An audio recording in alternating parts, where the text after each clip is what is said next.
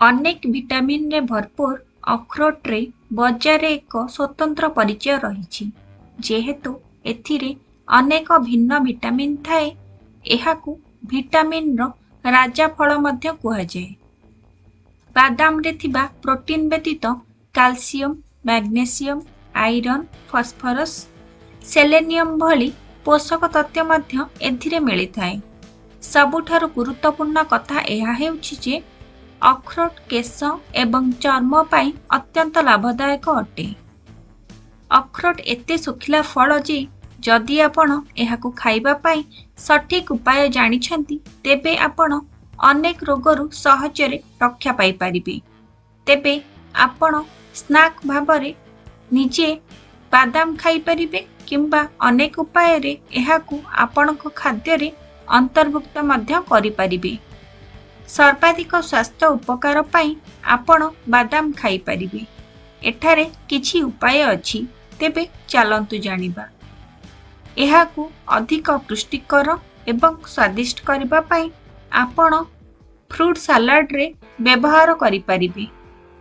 आपण एहाकू मध्य फल जूस सहित मिश्रण करि परिबे। एहाकू एक पत्रयुक्त सलाड उपरे सजेई देई परिबे।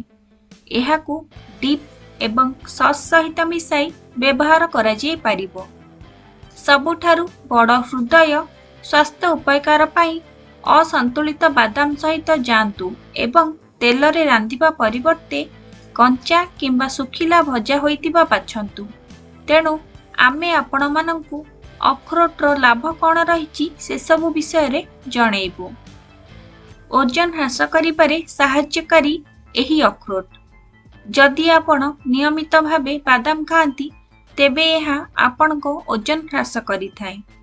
शरीर को सुस्थ रखिबारे यह बहुत सहाय्य मध्य करिथाए कारण एथिरे प्रचुर परिमाण रे प्रोटीन एवं अन्य पोषक तत्व रहिछि।